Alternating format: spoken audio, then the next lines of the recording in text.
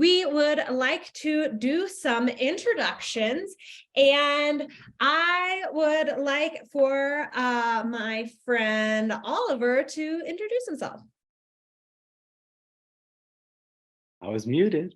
Thank you so much, Krista. Hi, everybody. My name is Oliver Fisher. I'm the director here at Big Spring, the boys camp at Sanborn. Really excited to be here. I was a camper at Sanborn for many years, held multiple roles as a counselor, originally a wrangler, and so really excited to be back in this capacity and join you all here tonight to talk about forms. And I'm gonna go to Ariella because she was doing the little dancey dance. Hey everyone, my name is Ariella Raggi and I'm the director of Sanborn Western Camps. And like I said, there are lots of forms that we have to fill out as parents, and I myself, Jane will tell you, I am maybe not the most efficient with my forms as a camp parent, but I managed to get them done. So you too will be able to do the forms, because if I can do them, you can do them. So I'm going to pass it off to Krista over to my immediate left.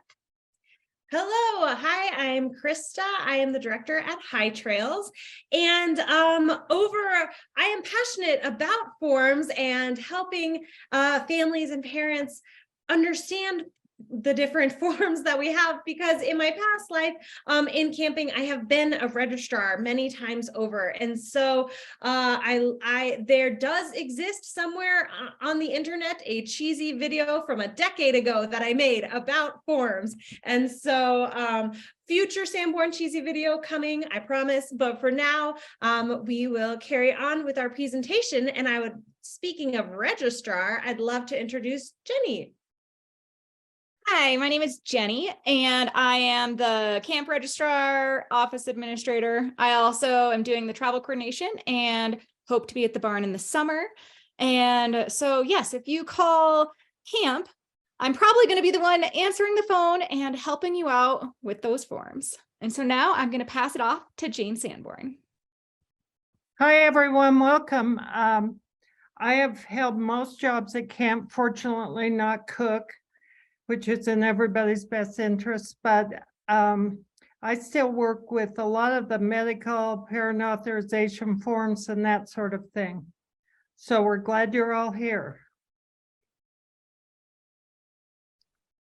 Excellent. And one of our goals this evening is to answer all of the questions that you have. So Jane is going to be moderating the chat. If you have any burning questions, you feel free to drop them in as we go. And then of course, we'll have time for questions at the end as well. So we are going to roll in, and I am going to share my screen and we'll learn about some forms.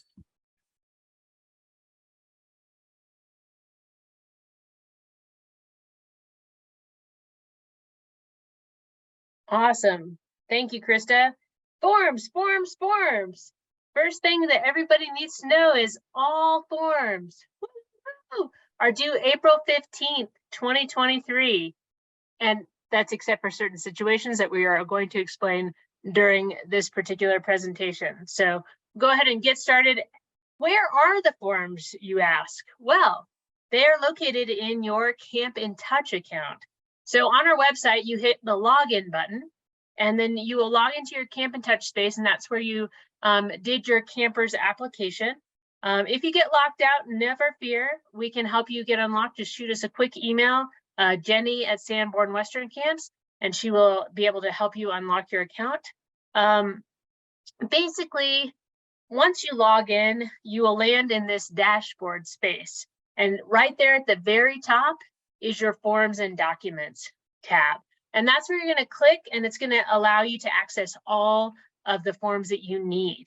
The other thing, going back to the fact that I'm not an exceptionally great form filler outer per Jane's requirements, which is, they are reasonable. I may have missed the deadline a few times.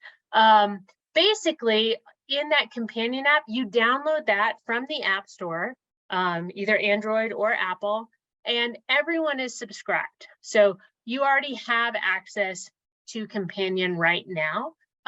If you choose to opt out, there is a small fee per camper, and that will be assessed in the additional options moving forward. But I will tell you, it is worth every penny, because when we have paper forms, it means that you can literally take a picture with your phone of the form and it will automatically upload it. So the companion app pays for itself in spades.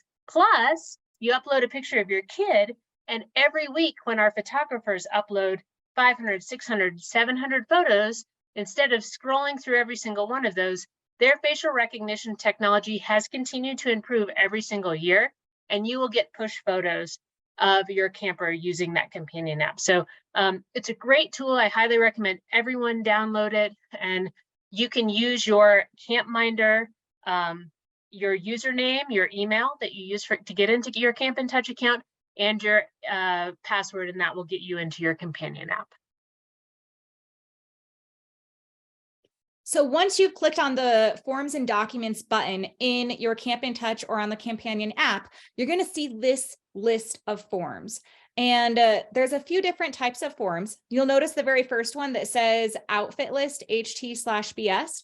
That has a little PDF button next to it. That just means it's a downloadable form, and it's really more for your information just to look at it. It's not a required form. If you were to click the More Info right below that, that shows you more information about the form and explains this is not required, it's just for your information.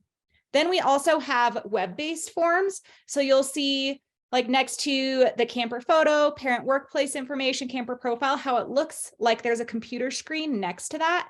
That means it's a web-based form. Then when we get down to more of the medical forms, like the physical, immunizations, those have a barcode next to them. And that means that those are paper and upload forms. And that's what Ariella was talking about, is if you wanted to print those off, you can just take a picture with the Companion app and it will put it exactly where it needs to be in your Camp in Touch profile. Or if you would prefer, you can also fax those to the camp and we can upload those for you as well. Either way works. You can also upload it as a PDF on your computer. You'll also notice that some of these forms look like they're bolded and some of them don't look like they're bold. So the ones that are bolded are required for everyone to fill out, whereas the ones that are not bolded only need to be filled out if they apply specifically to your camper. For example, if your camper has asthma and needs to be carrying an inhaler, that asthma self-carry only applies to you if your child needs to have that inhaler that they carry. And if they don't, you don't need to fill out that form. So then as you go through the process of submitting forms, you'll notice that once you submit them, they go down to the bottom and they turn green, showing that they have been received. And they'll also show that they've been accepted and the date of that as well. If the form is in red, that means that it's incomplete. And if it is in black, it means it's not been submitted in the first place. And so we might give you some feedback as forms are turned in, if some things need to be edited or amended a little bit in order to meet the requirements that the state requires of us. And Jane, would you share, before we hop into medical forms, what would potentially trigger some of those situations? Jane, you're muted. There we go. Some of the problems might be that physicians have not signed the proper forms.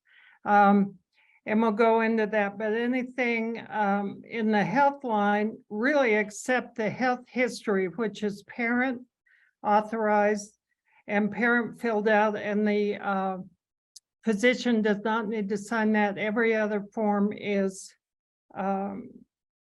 needs to be signed by a physician. Other things might be if the physical exam is too old, more than like 15 months old, and the state does not really like the school forms that just say this child has permission to participate in all activities. We really need more information than that. So those are a couple of the things. Awesome. Thank you, Jane. And so talking a little bit more about medical forms, like Jane was alluding to, there are, the medical forms really are kind of the lion's share of our form content. And also, like Jenny said, there really are just a few that are truly required. And one actually isn't showing up on this list, but is also currently active, and that is the over-the-counter medication authorization, which would be on there. So basically you have the health history, which, like Jane said, is a parent filled out health history. And that's one of those really great tools for us. We want to get to know your kid as best we can. We've talked to most of you on the phone, but then there are also things that have come up, and the health history provides opportunities to talk about dietary and restrictions and allergies, as well as any physical kind of health issues, and then also just anything that might be in that mental health space that you are navigating. Chris is going to talk a little bit about some additional personnel forms. We do have some redundancy in a couple of different places, because as you are doing forms, we recognize that things change. The health history exam can be updated. So if things change, we recommend that you hop in and do some updates, so we do have the most up-to-date information for our nurses. Our nursing staff will be giving pretty much everyone a call prior to camp, just to kind of touch base, talk about any potential medications, go over anything that is of wonder or concern on that health history form, but also just as an opportunity to connect with you as parents. Our goal with our health center, with our medical team, is to really partner with you all, because when we're talking about sending our kids away for 2 weeks or 4 weeks, we want to know that they have what they need in order to feel healthy and successful in the space. And so we do that by partnering with our health center and our nursing staff, as well as then with our counselors. So like I said, we have the health history, physician's exam, the Colorado immunization form that needs to be filled out. Jane will tell you, and I will reiterate, at this point, there are a lot of, you go to the doctor and they print out the list of your immunizations. If that's what they give you in terms of the immunization form when you give them the Colorado one, that's fine. Just layer that underneath the Colorado immunization form. The Camp Companion app, as well as that barcode, will allow you to kind of stack your papers and send that. If your doctor is willing to transcribe, or someone in the office is willing to transcribe that information onto that immunization form, great. That isn't something that we want. We actually have a nurse who is willing to help us do that transcription, so we don't have any errors with that. So please go ahead, and the state of Colorado does require that every single camper have their immunizations on that Colorado form. But if your doctor just says, well, here are the immunizations, go ahead and just send that to us, and we will get it transcribed appropriately in lieu of having any sort of errors or missing immunizations on there. Parent authorization is just allowing our medical team, in the case of not being able to get a hold of you, to give the authorization to medical professionals to go ahead and do what needs to be done in the case of an emergency or sort of any sort of illness situation. So we do always try multiple times in multiple avenues to get a hold of parents in the case of an accident or injury, but obviously we want to make sure that your kid is getting the best care as promptly as possible. So that is why we have that parent authorization in play.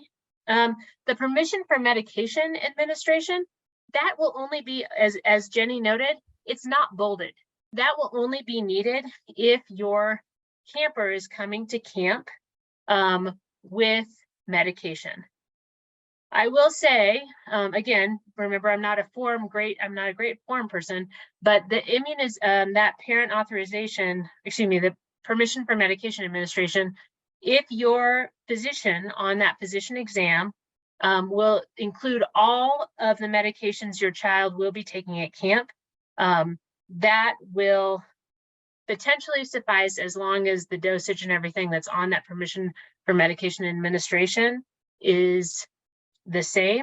But we recommend that you go ahead and get those permission for medication administration forms filled out for each medication that your child will be bringing to camp via your doctor. So again, health history, web-based, insurance, physical health history, allergies, all medications. That one does populate to the health center. It is due the 15th. So we already kind of talked about that one. Physician's exam, this is what it looks like. And you'll have the physician signature. If you'll also note at the top, you also need to sign this. So this is another area where if your signature isn't up there at the top, Colorado requires both a physician's signature and a parent signature on that particular form. So please make sure you get that filled out appropriately. And again, emergency authorization to treat form. This one is required for camp participation. This does have, and there's an error on there, it's a 2023. It is a possible COVID testing situation. We are not anticipating, I just talked to our medical director last week. We are not anticipating any sort of COVID testing, nor we are not going to require a COVID test to come to camp, nor do we anticipate testing at camp.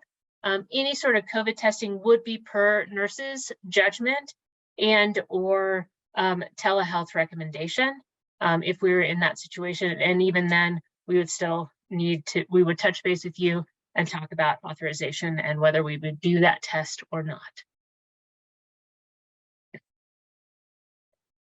Optional medical forms, again, permission for medication. This one is tricky because you're like, oh, well, my kid does a vitamin, like a little gummy every morning. That actually, in the state of Colorado, is a medication, and our nurses are not able to administer those vitamin gummies, and nor are your children able to hold on to those for themselves. All medications that come to camp have to be given to the nurse, and then those medications have to be administered by our nursing staff. And so in order for our nurses to be able to administer, we have to have that physician authorization. So that's an over-the-counter medication like Claritin, that is any sort of vitamins, homeopathics, and then obviously any prescriptions as well. So that's kind of a big deal. And it also may determine, like, you know, like my kid normally does a vitamin gummy, but I don't send them to camp. Just again, because I'm maybe not the greatest form filler outer. So I don't need to chase my physician down to ask him to give Karsten vitamin C gummies. So that is an important piece. The other piece is immunization exempt forms. The state of Colorado has both personal and medical, medical and personal religious exemption forms that need to be filled out if you are not, if your vaccinations or your child's vaccinations are not up to date. That does not include the COVID-19 vaccine. We are not requiring the COVID-19 vaccine, although we do strongly encourage it just for the overall health and wellness of our community. Like Jenny was talking about, asthma and allergy, self-carry contract. That's one you want to do with your kids and have your physician sign off on as well. Basically, it's, and actually, Jane, the physician doesn't have to sign off on that one, do they? No. Yeah, so that's just the parent and child and our nurse.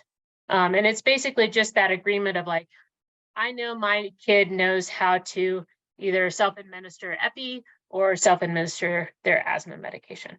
So, and if your kid doesn't, then that's an opportunity to chat with the nurse and say, my child does not know how to do that, so they can't self-carry, and that's going to have to be something that we instruct our staff and their counselors on. Ariella, another one for that top bullet point about those like homeopathics and other vitamin gummy types that that often happens at camp is that your camper might take melatonin at night to sleep, right? And that is one that you would want, or you would be required by the state of Colorado to have a physician's signature form for, or you might consider that at camp, the highly active lifestyle that we lead makes it like the campers are asleep almost as soon as their heads hit the pillows. And so that's another one, just kind of like you're making the decision like, oh, the kitchen has a really highly nutritious meals and lots of fresh fruits and vegetables and salads. And so maybe we don't need the gummies, just all of these things are things to consider when you are looking at those homeopathics and vitamins. Thank you, Krista, for adding that, because that's a really key piece too.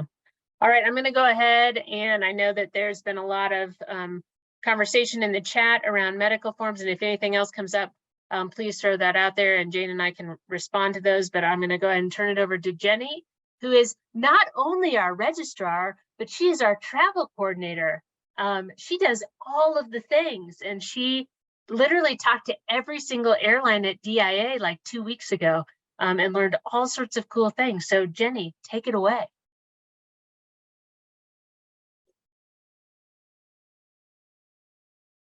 Thank you, Ariella.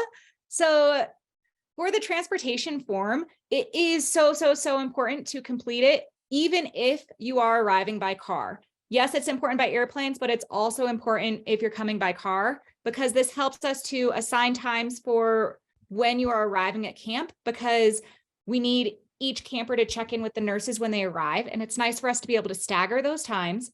It also helps us make sure that we have the right transportation from DIA and Colorado Springs back to camp. Specifically, when we are coming from DIA, we're going to be having a couple of large charter buses bringing all of the campers to and from camp. And we need to make sure that we have enough seats on the bus for everyone.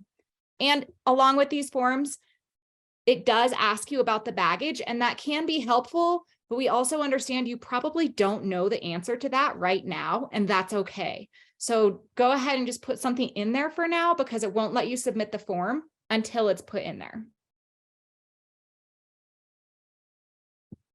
So this is what the beginning of that transportation form looks like. It's going to ask you, are you going to camp in a car or on an airplane? And then also from camp in a car or on an airplane.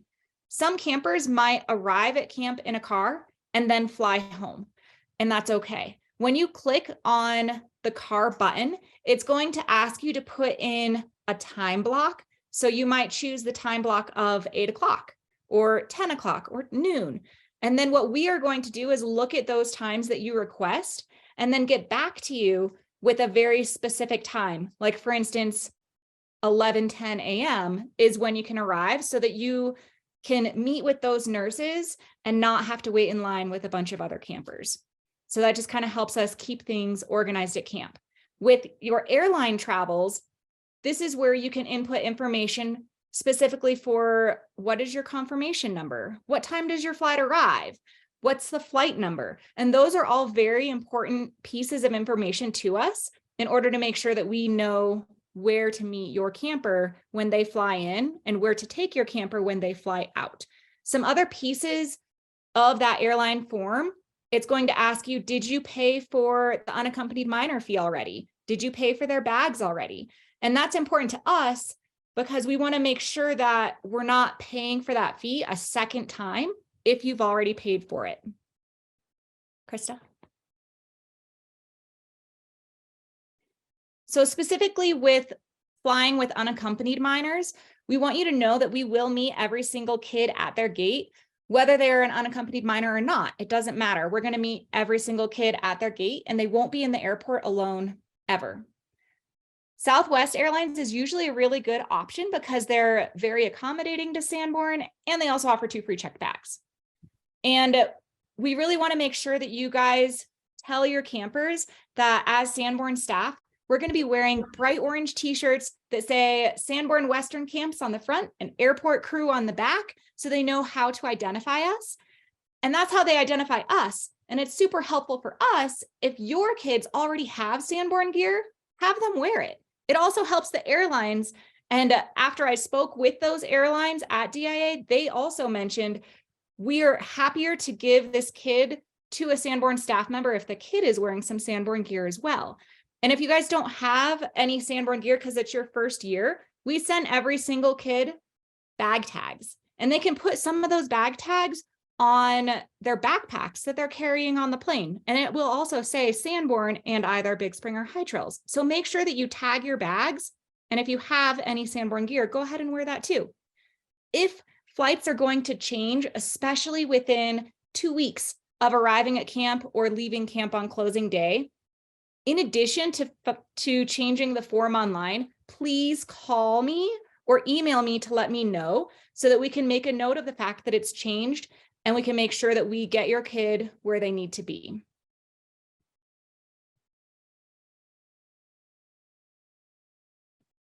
So for those who have unaccompanied minors that are going to be traveling through the airport, we understand that they're going to be asking specifically who is picking the kid up or who is dropping the kid off. All of the airlines will require this for an unaccompanied minor to protect your child, to make sure that we're not just giving the kids to random people. So when you are flying into DIA, Denver International Airport, the person that you're going to put on the unaccompanied minor form is Taylor Indrabo and her phone number. That's for person 1. But then for person number 2, we want you to list Sanborn Western Camp's staff member, and that's my cell phone number right below it. And so that kind of helps us to make sure that your kids are going with a Sanborn staff member when they arrive. At Colorado Springs Airport, one of our staff members, Carly, is going to meet the campers there. So that's a different person because it's at a different airport. And again, for person number 2, putting Sanborn Western Camp's staff member is what we would like for you to do.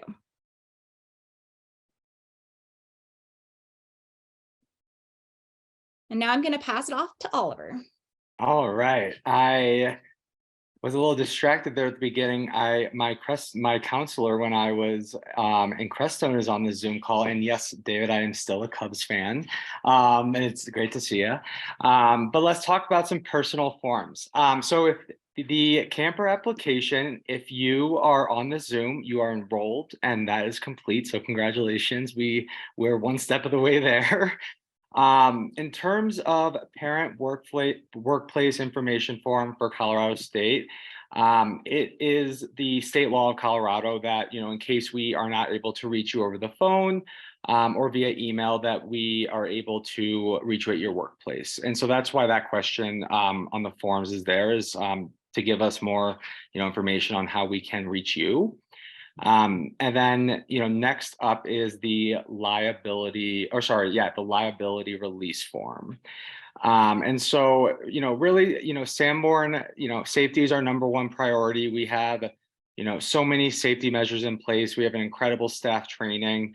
And so, we do need both parents and campers alike to sign this form. And I think it's a really great opportunity to, helping your children look at these forms. There are things there that are important for them to know, and those inherent risks that happen, and the difference between, being uncomfortable and unsafe and what that looks like at camp. And, we do have, boundaries trainings on what is and isn't acceptable, but really making sure that the campers are communicated with about, the essential boundaries of camp, as well as their physical readiness, which we can get into later. But making sure that we're filling this form out with the children is super important here. And then, Krista, I'm going to hand it off to you for the camper profile. Thanks, Oliver. So they let me talk about the camper profile because I do lots of hand motions and get really, really excited about this form. You'll notice it says in all bold, all caps with lots of exclamation points, important. And so why is the camper profile so important? And the reason is because me and Oliver and Ariella and Jenny and Jane, we get to talk to you, the parents, throughout the year, and you give us little snippets and we get to know your camper a little bit more. But this camper profile is basically an introduction to your child for our camp counselors. And it's a reminder to all of us as well. And so it has really, really valuable information for us. Things from, family makeup and campers' duties at homes. What are their hobbies? What are some of their interests? What are some of the coping mechanisms that are used? That's a really great one because it gives us some of those first steps to try. Because often, if we are struggling at camp and we give you, the adult, a phone call, you're like, oh, no, have you tried this? This is what always works at home. So sharing those tips and tricks for your child to us so that we can have all of that information is just so helpful. We love hearing about what your camper is excited about and what they're a little bit nervous about for camp, right? This is your, kind of final opportunity for those bunk mate requests. And there's more. This is what Ariella was touching on earlier. Like, we have the medical area where we learn about food allergies and things like that. But if there's any other appetite or food related food stressors, anything like that that you would like to share with us, this is a great opportunity to share those with us as well. This form has space for you to share any other kind of heavier issues that your camper might be facing. Is your camper seeing a mental health specialist? Would you like us to help you continue that relationship while they're at camp? What's going on? Let us know so that we can really partner with you. We love partnering with you and with your camper's mental health specialist as well to make sure that your camper has the most successful time at camp possible. And there we go. Yeah. And then there's a spot for you, the parent, to share what are your hopes for your child? What are you hoping that they receive out of this camp experience and accomplish a little bit? All right. And additional options, Oliver.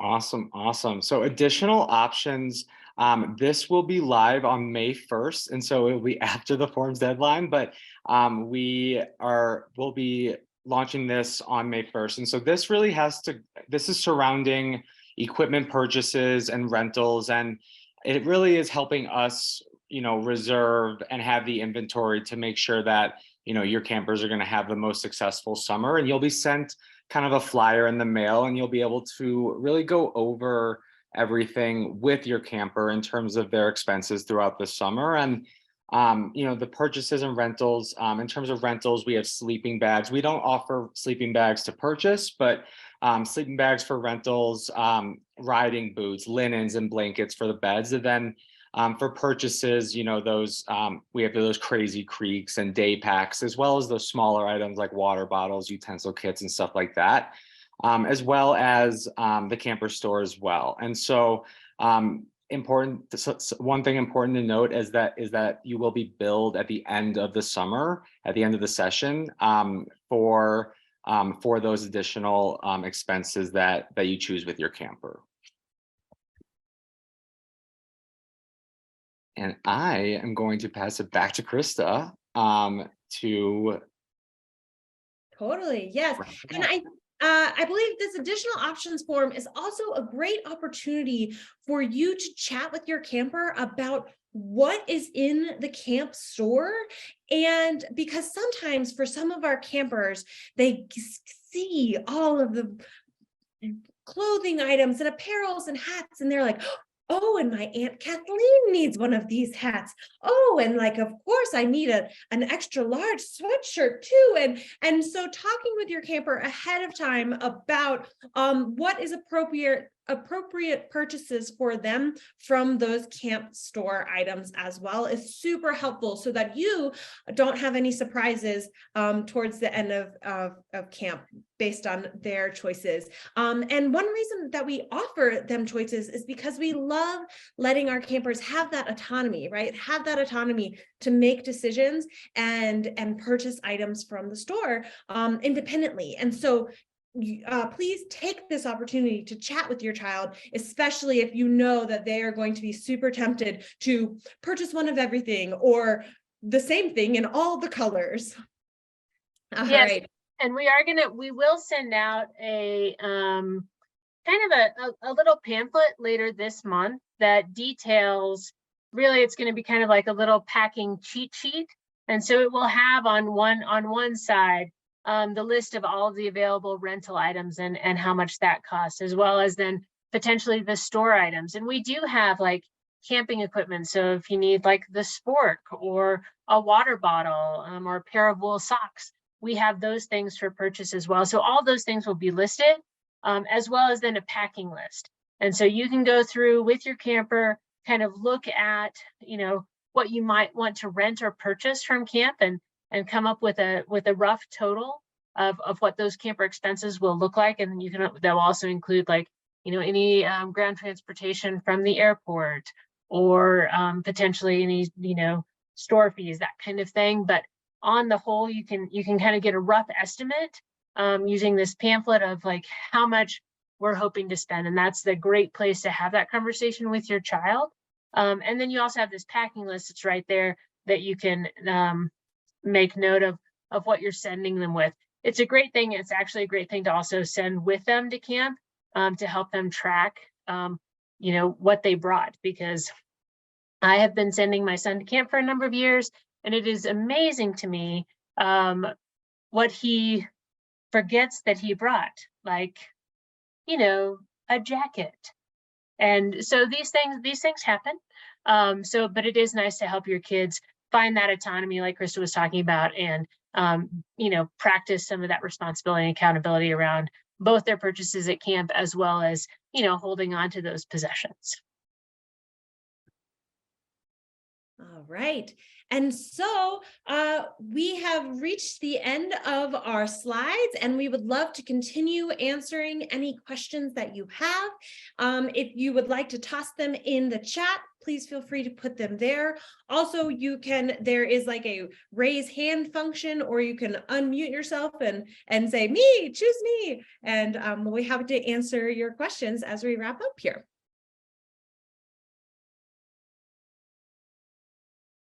One nugget that I didn't share in the medical form, which goes back to the very first thing, which said all of them are due April 20 or April 15th, except we recognize that all physicians are on the year cycle. So let's say you didn't get your kid's physical until June last year, and you're not coming until second session. That's fine. Do all of the forms except the ones that require those physicians' signatures in advance. So get everything you can done.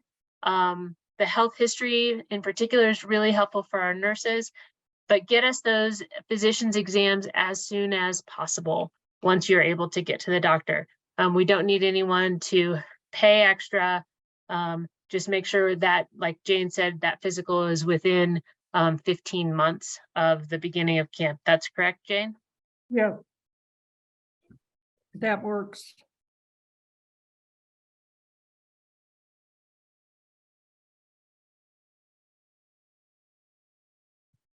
Awesome.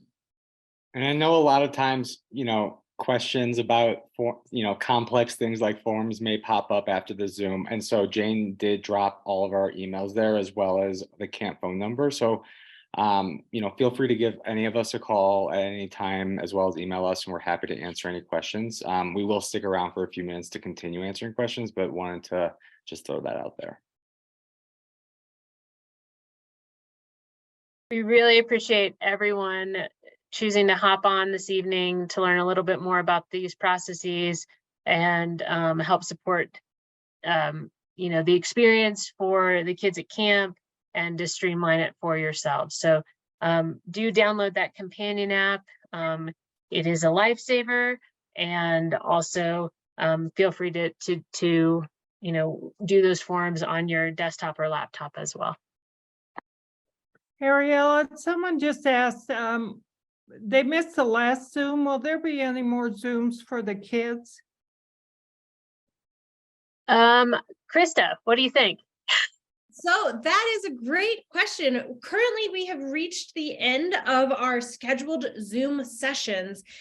And as we get closer and closer to camp, oftentimes we get, you know, those nervous phone calls or campers who are feeling a little bit anxious. And so we will do like personal Zooms. I will get on and just chat with your camper after school, and I'm happy to do that. So please feel free to reach out like that.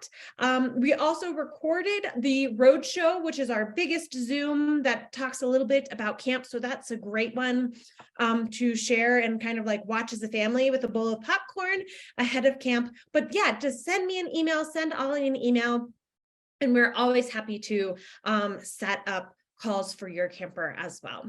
Another thing that sometimes happens is you're starting to look at travel or starting to think about things and wondering, are there any Sanborn campers in my area that I don't know? And so you can also reach out to Jenny, and she can help you kind of make those connections as well that might even be more beneficial than talking to me, the director. So yeah, happy to help in any way.